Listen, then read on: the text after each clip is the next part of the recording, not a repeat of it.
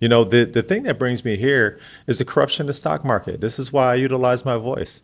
I'm a big supporter of GME, AMC, HYMC, and other companies. And a lot of us believe there is huge manipulation in these stocks and many others. Illegal naked short selling is what we think is happening. And there's millions of us that believe this thing is happening. So we're watching everything play out. We're watching everything play out with the banks, with the hedge funds, with the SEC, with Donald Trump being elected and putting, key people in positions where they could do things. So I'm excited. But I have to talk about the man, the myth, the legend, the guy that got the majority of us retail investors, the ones that identify as apes. It was with this gentleman's research that actually got us here. And we're talking about the boy Roaring Kitty, man. Let's take a quick look, man. Roaring Kitty, this dude has got a lot of motion. Whenever he pops on the scene, man, people are paying attention to this guy. Let's go back into the GameStop frenzy. What an amazing time. GameStop was a heavily shorted business by hedge funds. The bet against GameStop was pretty aggressive. You could affect a short squeeze here. You could push these hedge funds out. These are guys that are actively bankrupting companies to make money. We just totally gave them the middle finger. The stock hits $483, which is mind-boggling. This is really the most glaring example of how badly warped markets are.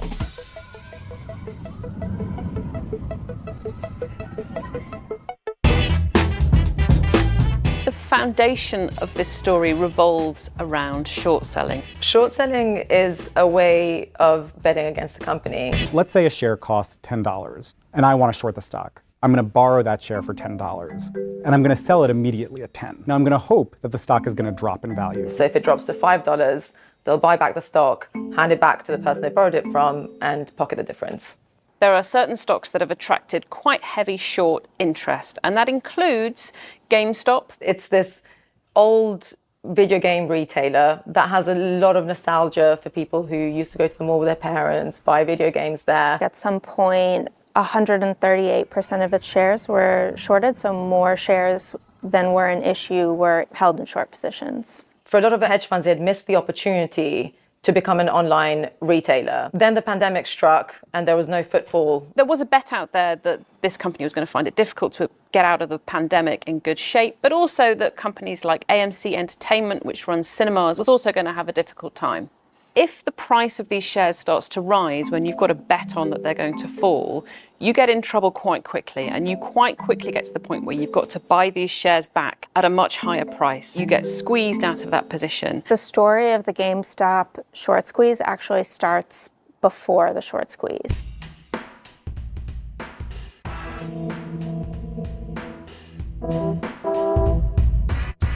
Wall Street Bets is a Reddit message board.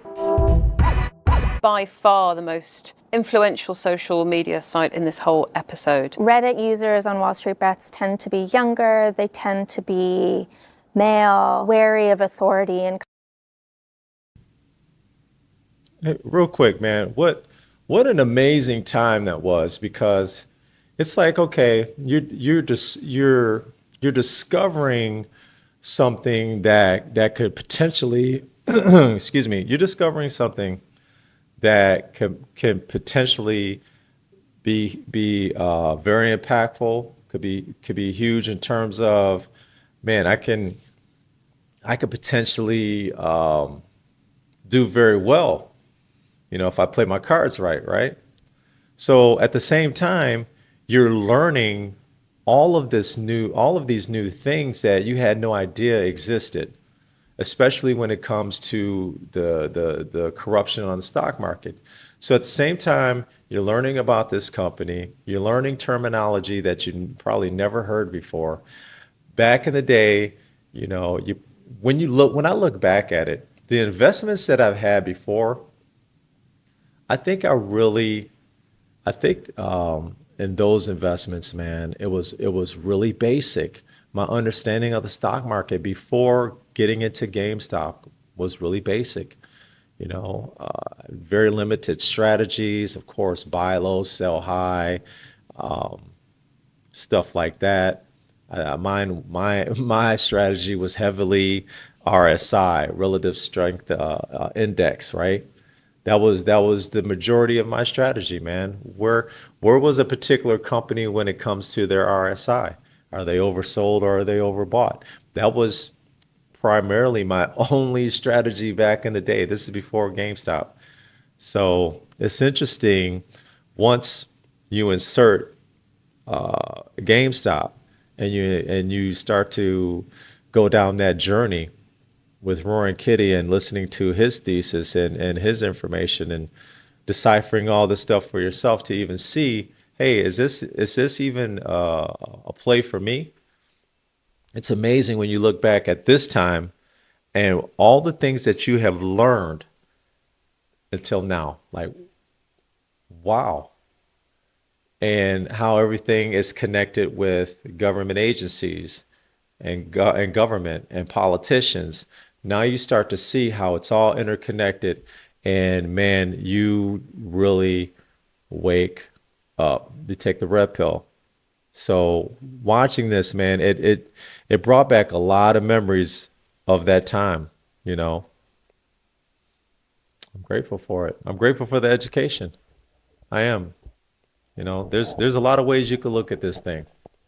I'm really grateful to be part of the community, but also I'm grateful for the education. I really am. Kind of skeptical of institutions. So the short squeeze against major hedge funds was finding fertile ground. We've seen short squeezes in the past, but they're not generally predicated on retail investors. There was a lot of buzz around GameStop already on the Wall Street Bets forum, and people were talking about how it's trading at less than it was worth. They thought once we get the momentum going, it can really take off. A few things have happened over the past 12 or 18 months that really suit this up. We're right before the forest fire, right? It's ready to ignite. The world locked down. There were all these investors who had extra money that they couldn't spend. We're not going out. We're not going to the cinema. We're not eating out. We're not going on holiday. Now you can log into this Reddit community and immediately feel like you're part of a movement. It would be really hard to tell the story of what happened with GameStop without telling the story of Robinhood, which is a zero commission trading platform in the US that's got a really slick app and it makes it really easy to trade. It actually gamified it. And you don't have to buy whole shares. You can just buy small sections of shares. Confetti goes up. It sort of makes the whole experience fun. Little sprinkling of dynamite on all this. Retail investors had access to the options market, which hasn't previously really been open to them. And that's a way to really soup up your bets. So when you bring together the huge pot of people who are looking to dabble in markets and the fact that it was really cheap to do and the fact that you can play in options and you can all talk about what your strategy is online, you have a real tinderbox. To affect the short squeeze, you've got to have a catalyst. Something that will drive the share price up. One of the co-founders of this online pet food retailer called Chewy was appointed to the GameStop board. That was seen as a sign that GameStop was going to become a more digital forward business. And the day that Ryan Cohen was appointed to the board of GameStop, the share price rose 13%. And then 2 days later, it rose over 50%. And then the next day, it rose another 27%. The GameStop share movement was a bit like a roller coaster. This roller coaster was like one of those ones that actually shoots you right out the gate from the beginning and kind of just like shoots you right up to the top. Investors who had taken these long positions on GameStop started to post pictures of their investment gains. My name is Michael Crawley. I'm I've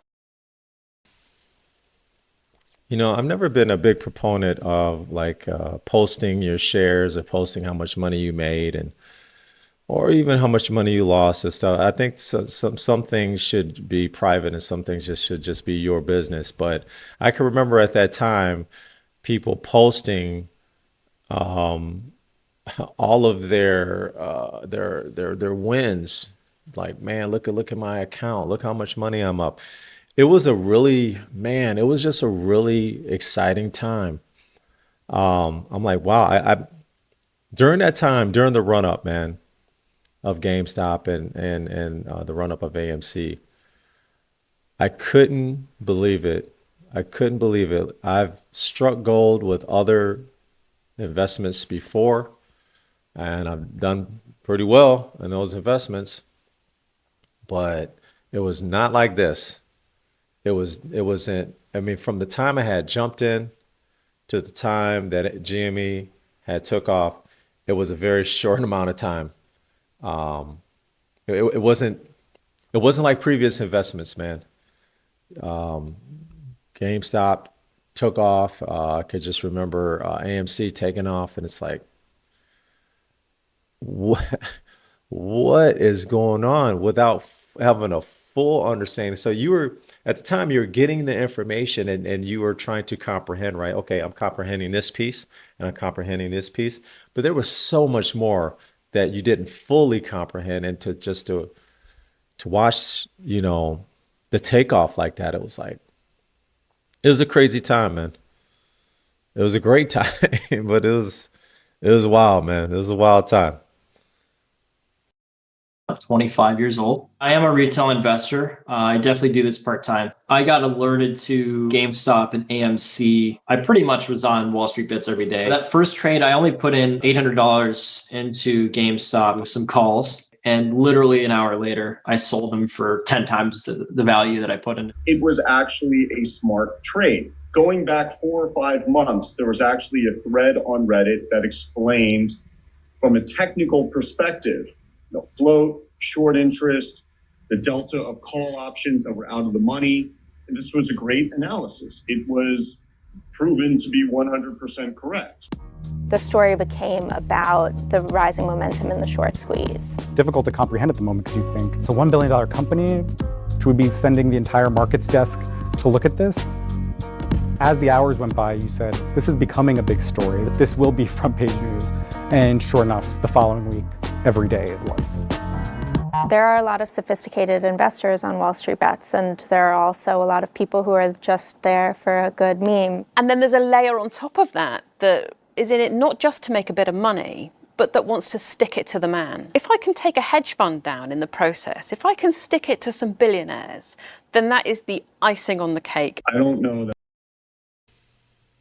It's interesting that she says that because that's where a lot of us are now. It's at one point it was the moass, right? I want to get in here and I want to try to, man, I'm going to try to see if this thing shoots past the moon, man, and hopefully puts me in a better financial situation. That was the initial hope. And after the education of stock market corruption over the last 4 to 5 years, and in some of us more than that, but almost 5 years of education on this. Now it's like, okay, I not only do I want to see moass, but I also want to see whoop ass. I want to see hedge funds and the nefarious people taken down. You want to see justice in the stock market. You want the idea of what the stock market represented to you back then before you got your education and how corrupt it is. You want that stock market, a fair stock market. The stock market we walked into thinking it's a fair stock market. I could become I could become financially, I can generate financial wealth for myself and my family. This is the stock market that we want. We don't want all of the nefariousness that's going on in the stock market. We're done with it. So once again, I'll say this again. I'm hoping that the incoming administration does something about this because they have a dog in the fight with DJT, and we'll get to Devin Nunes a little bit later. So, but yeah, it's interesting. This is where we're at. We want to see illegal naked shorters, hedge funds. We want to see their faces melted. that hedge funds are any worse than anybody else or lacks social utility more than any other market participant. The capital markets are a social utility. They are supposed to provide social utility because they are the lifeblood of our economies. They are supposed to allocate capital to businesses that are going to create value and hire workers. Everybody has the same motivation when they execute a trade. They are looking to make a profit, and that profit will come at somebody else's expense. Trading is a zero-sum game. Hey, this is Andrew Left at Citron Research, giving you 5 reasons why GameStop is going to $20. One prominent short seller, Andrew Left, went on YouTube. He was kind of pounding the table that this was a great short. They were saying this thing is trading at $40. It should be trading at $20. This company is in trouble. You're not going to change the story. You're not going to change the underlying fundamentals of this company. The crowd on Reddit went wild against him, right? Everyone was talking about him. Everyone was talking about Citron. There are loads of like stupid memes kicking around with people making videos with images of his face, and it became a real rallying cry. Let's take down these Citron guys. So this video is older, and it does do a recap of what happened with GameStop. Now, that gentleman Andrew Left of Citron. Okay, so this guy was pushing a lot of FUD. The guy was pushing a narrative on GameStop and other stocks. And you fast forward to today, this gentleman has been brought up on charges for defrauding investors. So these are the type of people that was combating. They were fighting against apes, retail investors, trying to persuade us and tell us, oh no, this is not a good investment. You know, don't do this, don't do that. And come to find out that this gentleman was short GameStop. And you look at his situation now. His trial, I think, got pushed off for another year. But yeah, this guy, he's facing charges. Why they pushed his trial off for another year, I don't know. A lot of people speculate that he's talking, that maybe he's given up a bigger fish. Who knows? But look at these people being brought to justice like Andrew Left. Defrauding investors, brought up on charges, faces trial within the next 12 months. These are the type of people that have been going against retail investors. So once again, retail investors are right. Retail investors were right about the GameStop situation. They were right about Archegos, Credit Suisse, Citron with Andrew Left. Right. And then you talk about AMC. AMC has, according to them, has been going out of business for the last 5 years. Every year, they're going to be bankrupt. Every year. And what does AMC continue to do? Improve its situation, improve its debt, improve its multiple streams of income. And right now, you have a great selection of movies. Matter of fact, we are breaking records at the box office right now. Worldwide box office breaking records with the movies that are out right now. Just take a look at the movies that are out. It is that energy at the theaters. It's such a great energy at the theaters right now.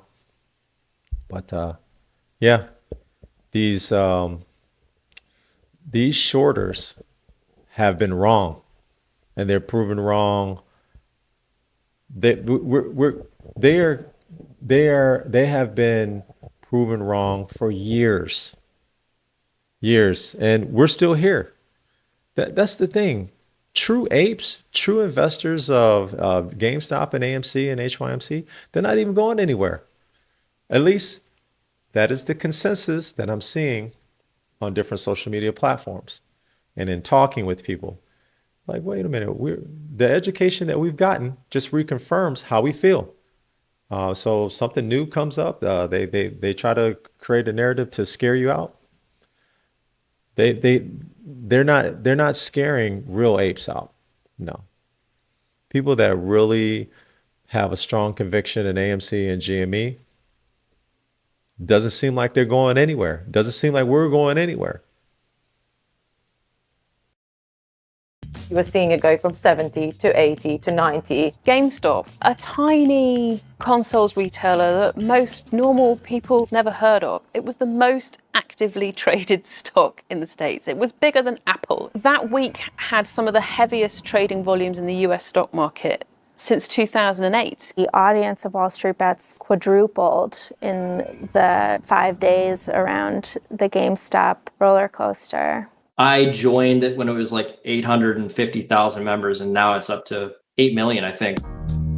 AMC, the cinema operator, their shares rose 800%. Nokia used to be incredibly popular, little phone handsets. Now, not so much. Their shares rose 150%. So there were shares like BlackBerry, there were shares like Bed Bath & Beyond, shares that investors are not excited about started screaming higher.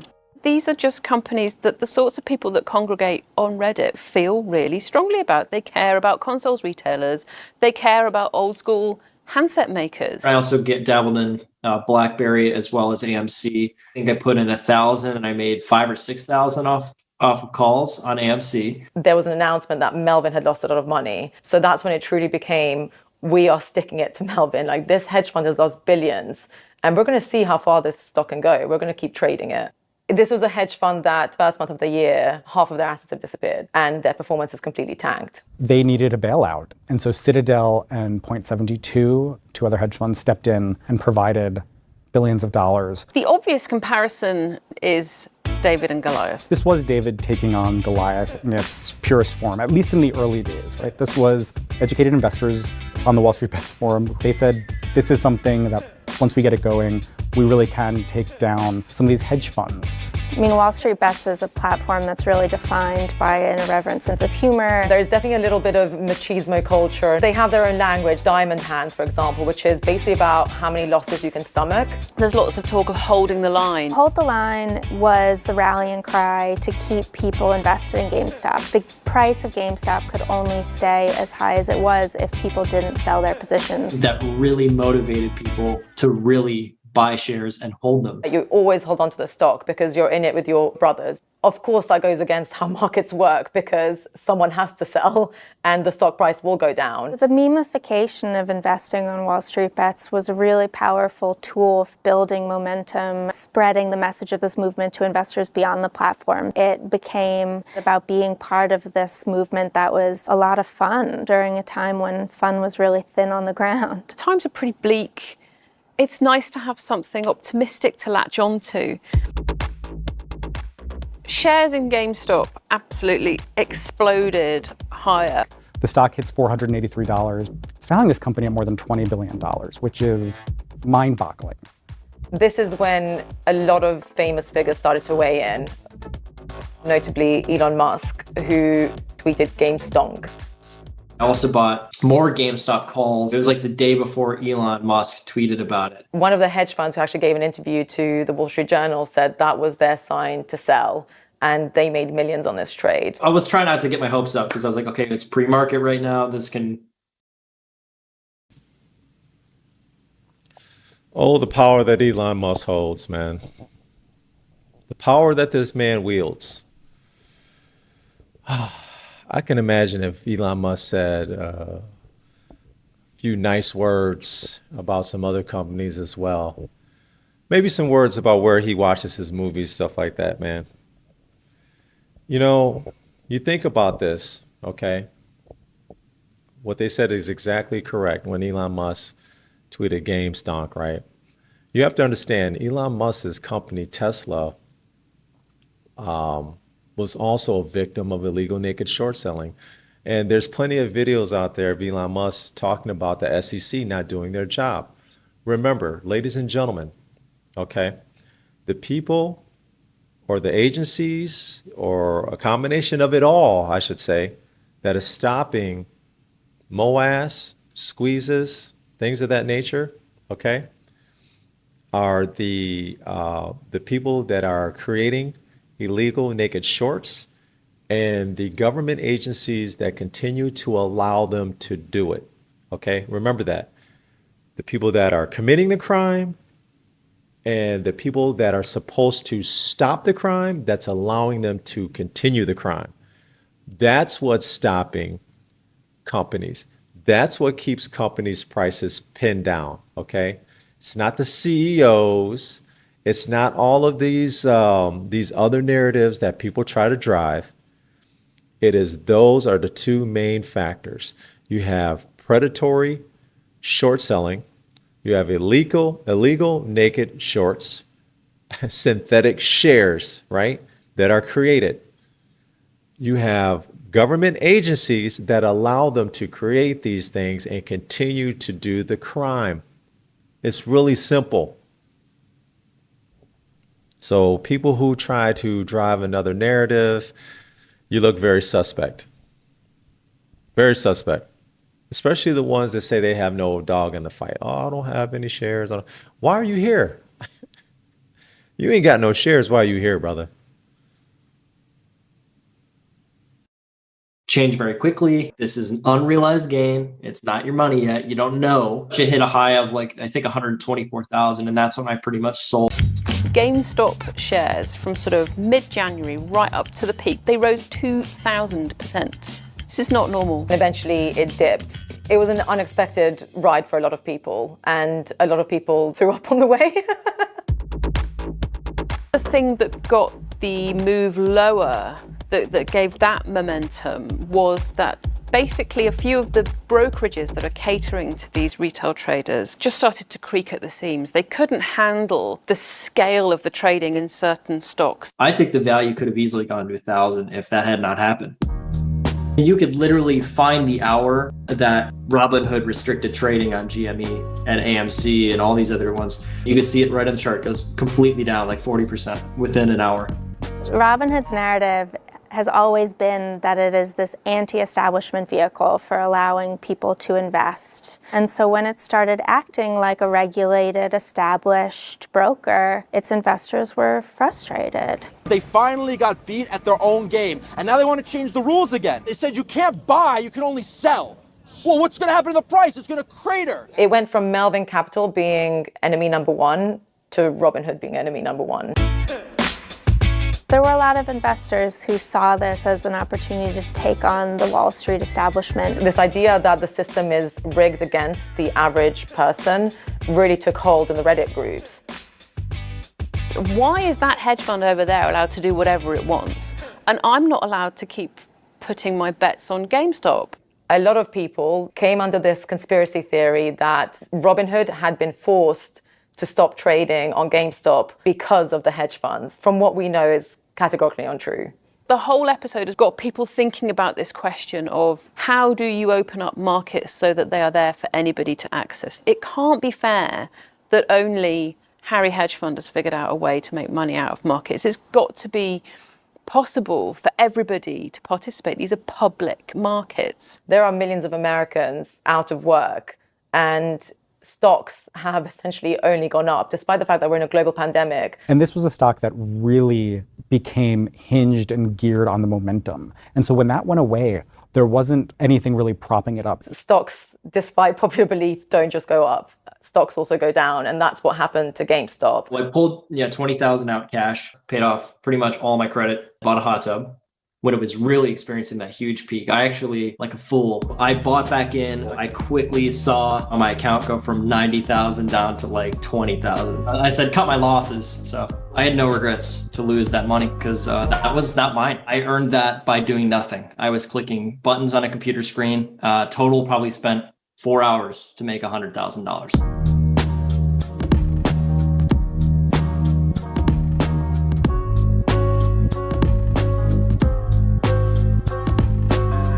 The accepted view on Wall Street is the retail trading community is dumb money. Whatever the retail trading community is doing, do the opposite. It's a surefire way to make money. These guys don't know what they're doing. The early Wall Street Bets community were using sophisticated trading strategies. Retail figured it out. Retail said, okay, here's a situation in which there's a choked float and we can buy calls, force call sellers to hedge by buying stock and push the stock up, and there will be no supply of stock available for the short sellers to cover. There's a lot of people who were new to trading who made life-changing amounts of money. It's an incredible trade. They did incredibly well. Hedge funds are really starting to think about how they can harness the momentum of retail traders. If they are against you, it can be really dangerous, but if they're behind you, you can potentially make a lot of money. There were some institutions that made incredible money on this, whether they were in AMC bonds or they were playing the GameStop stock. There's also a lot of people who bought at or near the top who've lost a lot of money on the way down. And At some point, when you're buying a share just because everybody's talking about it, you're playing with fire. This isn't the kind of thrill you get at the end of a roller coaster. It's been really painful for a lot of everyday investors, right? They're you, they're me. They don't work at a big fund. And there were retail traders who thought, F Wall Street. It did feel like a David and Goliath battle. All we're armed with is this Robinhood app. it's lots and lots of Davids and one Goliath. There's a lot of power in a lot of people. A lot of people were sort of imagining themselves on the sort of the digital battlefield here, standing among millions of people that were really doing it with them. And for a moment, they tasted sweet victory. Hedge funds have had to take notice. As a result of this, we've taken down a lot of our risk. We're going to keep our positions smaller. We're going to be nimble. We just have to watch Wall Street bets. And if a retail mob is forming, we get out of the way. This is a totally upside down way for the markets to be operating. I've never before spoken to investors, like serious institutional investors, who actually want to know what the retail guys are doing. It's power in numbers. So you see what happens when you get information? This all starts with educating yourself, man, and getting the information and dissecting that information and finding out, okay, is this for me? Basically, it's it in a nutshell, man. Every person makes their own decision. So when they try to create these narratives, you know, and you're going to see the I think the congressional hearing that they had with Roaring Kitty back in the day. You're going to see, man, they live by a different set of rules. Okay, so when it's retail investors, I guess it's okay when you do it, but it's not okay when you think retail investors are doing the very thing that you guys have done. When I say you guys, I'm talking about hedge funds and illegal naked shorters. You guys have so many weapons to take advantage of retail investors. And we don't. We just don't. We believe in companies by doing our due diligence, and a lot of times the price does not make sense. Like, wait a minute. Look at all of the great things that, you know, whatever particular companies have to offer. Look at all the things that they're doing. And the prices sink on no news, no bad news. The prices sink on bad news. I mean, the prices sink on good news is crazy. But by kicking the can down the road, you've allowed us to get this education that we've gotten over the last 4 or 5 years. Imagine the investors that we are now, individual retail investors. Imagine where we are now versus where we were 4 or 5 years ago. So now we see all the playbooks, we see the tricks. You're starting to see the same things over and over again. It's like, okay, well, you guys already tried that. You guys have already tried that. It's like the same thing, the same playbook. They don't know what else to throw at us, because now it's like, okay, we don't believe you. We don't believe mainstream media. We don't believe these analysts that we don't believe these analysts that tell us, oh, well, you know, I'm so concerned with your investment. You have a bad investment. I just want you out of it. No, you're not concerned. You have direction. You were giving direction. That's what it looks like. You were given direction to paint a picture, shape a narrative that'll eventually get us to sell. That's what it looks like to a lot of people, allegedly, supposedly. Crazy, man. This whole situation is crazy, and this is where it all derives from, man. And for me and many, many others, man, it all comes back to the GameStop situation and Roaring Kitty, man, from years ago. I'm thankful for the education, man. I'm thankful for this situation. Let's just put it that way. Just when we were thinking this whole saga was over and we'd all learnt our lessons from it, the roller coaster started rolling on. This time it's a little bit more difficult to tell how much is down to retail traders and the Redditors and how much is down to other sorts of investors. What we saw with this sort of second coming of GameStop shares tells you that this is all going to keep happening. It's going to keep happening to these shares. It's going to keep happening to other shares. This has really caught the attention of regulators.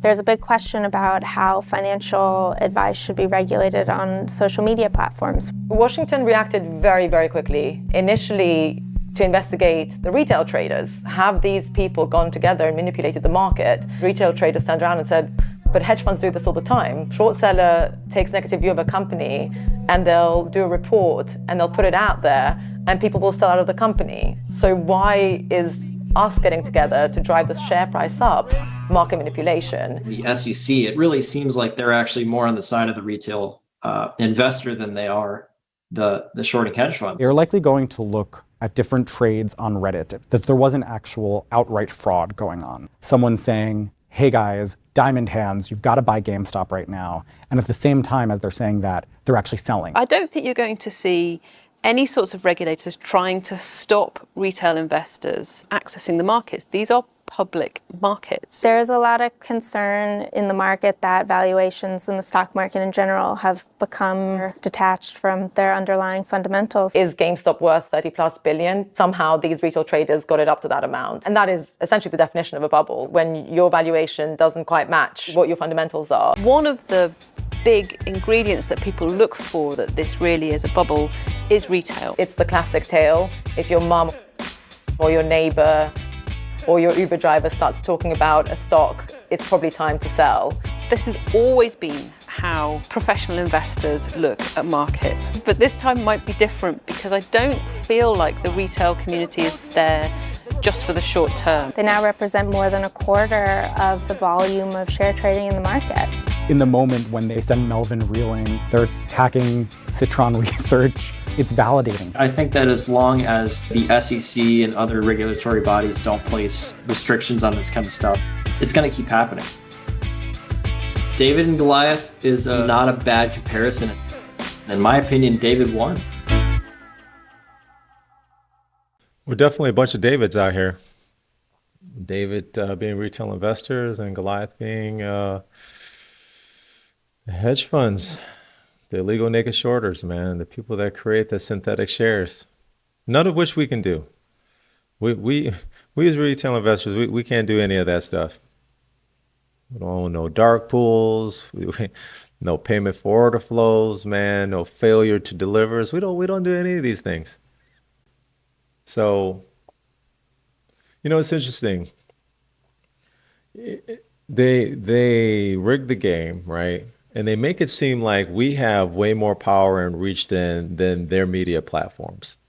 I mean, you have these financial analysts, right? They will shit on a stock big time in hopes to get their audience to go ahead and sell, right? So this is the game plan that we understand that people have said in interviews.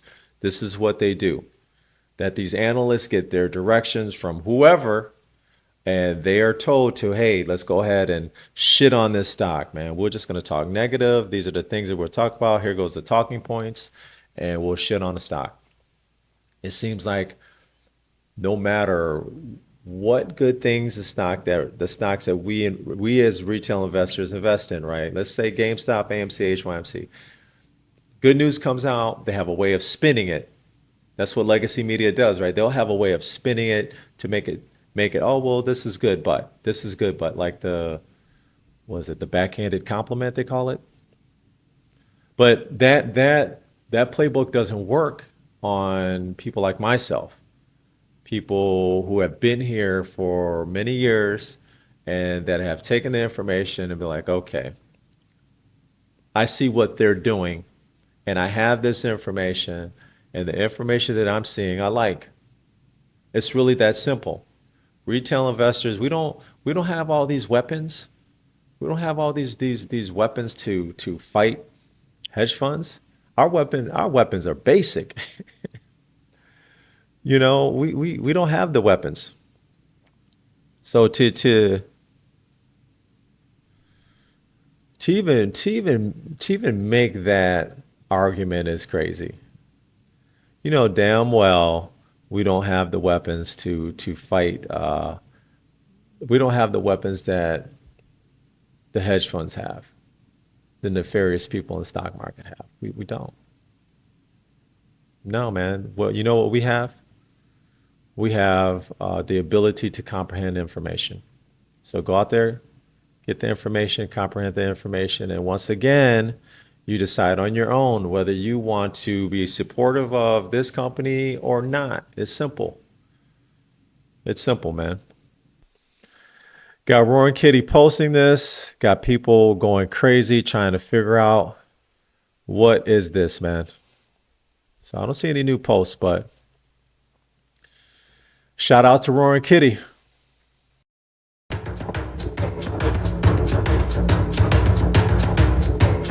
GameStop is one of the most compelling asymmetric opportunities in the market today. Really, I don't understand how you could disagree with that. That's why it's the top position in my portfolio and also Dr. Mike Berry's portfolio. But based on prevailing sentiment, the market, and popular culture, many think it's a foolish investment. But everyone's wrong. It's like the Big Short again, or more like the Big Short squeeze this time, right? Anyway, let me show you what we're seeing. Still in 2020, GameStop maintains a healthy market share within the gaming industry. It's the only major brick and mortar retailer dedicated to gaming, and a recent survey indicated that over 25% of people buy their new games at GameStop, and 40% of people buy their used games there. Its reboot plan is well underway, and it's comprised of two main components. The first is optimizing the legacy business by right-sizing costs and improving the omnichannel experience. This will boost near-term free cash flow, which in turn can be used to finance the second, more important component, reinventing itself as a premier gaming hub within the thriving $150 billion gaming industry. GameStop's modernizing stores, partnering with vendors, and offering experiential products. This is the potential upside, and it's enormous. They've been testing 4 stores in Tulsa, Oklahoma that focus on live experiential concepts. Clearly, the new management team is laser focused on gaming, and Frank Hamlin, the chief customer officer, wants GameStop to become the cultural center for gaming. They also teamed up with the Dallas Cowboys with the GameStop Performance Center. This space was uniquely designed to be the premier facility for the next evolution of esports. Imagine a handful of these venues around the world where gamers could come together to train, perform, and just hang out. So could this new management team actually pull off the transformation? It's possible. They've been doing mostly the right things over the past year. Plus, they have Michael Berry's support. You're really going to question the guy who gets his hair cut at Supercuts and doesn't wear shoes? Shit, I'm not. But what about the death of physical discs, you say? Let me tell you something. People have been saying this shit for a decade. And do you know what Microsoft had to say about this at the start of this console cycle? Millions of people still want discs. Period. It's a big reason these new consoles have disk drives, and that's why physical will remain a part of Microsoft's future. To be sure, the shift to digital is happening, just not as quickly as many people think. It's true the pandemic may have accelerated some long-term trends, but as stores are opening back up, people are buying physical discs again. And a quick reminder at this point, GameStop sells other items besides physical discs. This helps drive traffic and will allow it to offer exclusive console bundles to its 60 million rewards members this fall. That said, the used games business has driven the lion's share of historical free cash flow, so let's focus there. We know how Microsoft feels about physical, now let's check in on Nintendo. In their latest pandemic-ridden quarter, a whopping 44% of game sales were still physical. And this is huge for GameStop because the Switch has surged in popularity this year, and I assume its used games have as well. And in particular, Animal Crossing New Horizons was 50% physical. And after having sold over 20 million units in just a few months, that's now one of the top-selling video games of all time. So how about Sony? During the same quarter, 26% of full game sales were still physical. Now, the year-over-year decline is certainly notable, but two things here. First, as stores reopen and new consoles roll out, this figure will likely bounce and stabilize for a few years. And second, even just a 26% physical share is still meaningful, considering GameStop generated over $1 billion in free cash flow in the early years of the last cycle. And also, it's important to remember, this is not a zero-sum game. From April to June, video game spending was up 30% year over year. That's a massive benefit to physical, digital, and the whole damn industry. And that's why Sony and Nintendo have been boosting their expected output this year. More consoles and a much larger video game lineup than the last cycle means more software and accessory sales as well. And this is a boon to a specialized gaming retailer like GameStop, who will also benefit as the go-to destination for folks trading in old old consoles and games as part of their upgrade to the new consoles. Now, obviously, this thesis is based largely on the fundamentals, but shit, GameStop's chart is looking increasingly compelling. And this matters because if the price breaks out, technical analysts who don't even give a shit about the fundamentals will start piling on. To add to this, GameStop is by far the most heavily shorted company in the market, with short interest of around 100% of the float. 100%! Can you believe that shit? The combination of positive fundamental developments, a potentially massively bullish chart, and an exorbitant short interest suggests to me that an upward move could be explosive. Maybe. What the hell do we know?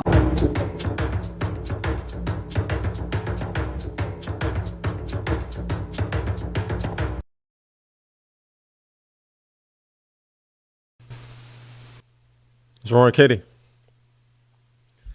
That's Roaring Kitty, and that's 4 years ago. So the things that you heard in that video, you heard this gentleman give his thesis, right? On why he thinks GameStop is a strong company. That's it. He didn't tell anyone, hey, buy this stock. I just heard someone who did their due diligence on a company and said, hey, these are all the things that I love about this company. Okay. Mr. Roaring Kitty, you went ahead, put this information together, curated this information. We'll go ahead and take a look at it. And a lot of us looked at that information, looked at the sources, checked on it ourselves, try to get a full understanding of what was going on in the stock market. Why are certain things allowed? Why are certain things not enforced? And we made our decisions based on that. And then you make your decision based on that. And then what does it do? It brings you to, other situations where you do your investing, you do your due diligence, and you find out, wait a minute, this is a situation I can see myself in as well. And that's how it goes. I'm very thankful. I'm very thankful for the family members that told me about Roaring Kitty. And I'm thankful that I sat down and gave this gentleman an opportunity to listen. Like, okay, I'm going to listen to this guy, see what he's got to say. And I was very intrigued. I was like, okay, this guy really, really has a passion for this. And not only that, his information that he's put together makes all the sense in the world. And then you start, like I said, you go down that rabbit hole. Why are these things allowed if they're not supposed to be allowed?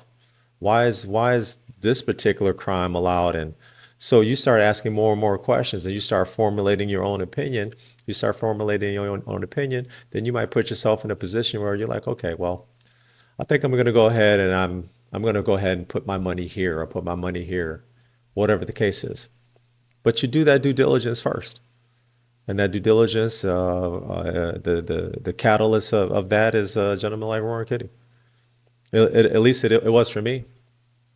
I learned about Overstock and Patrick Byrne subsequent to these things happening. So it's amazing how something like this could get you so educated in the stock market. Then you start to look back at other information and you find out these things have been happening for a long time to other companies too. The difference now is you have the rise of social media, the rise of platforms like Reddit that brought me over from Reddit. That brought me over. Well, Reddit and YouTube brought me over to Twitter, or X, or Twitter at the time. Now it's X, right? And then you get immersed in a community, and then you find a lot of like-minded people that think the same way. Their curiosity and thirst for information is like yours, and they're learning alongside you in this classroom and in this virtual classroom. We're sitting up here learning every single day more and more about what's going on in the stock market. So I want to say shout out to Roaring Kitty. Thank you, man. I appreciate when you post. I appreciate this post, and I appreciate all the posts prior to that, man. Look at these posts, man, going back to September and June. People, man, this brother's got a lot of motion. When he comes around, man, people listen. And they listen because he was right. Brother was right, man. So shout out to Roaring Kitty, man. Shout out to you, sir. Appreciate you, man. But let's continue to fight, man. Let's continue to get this education. Let's continue to understand the markets even further. So, shout out to Roaring Kitty.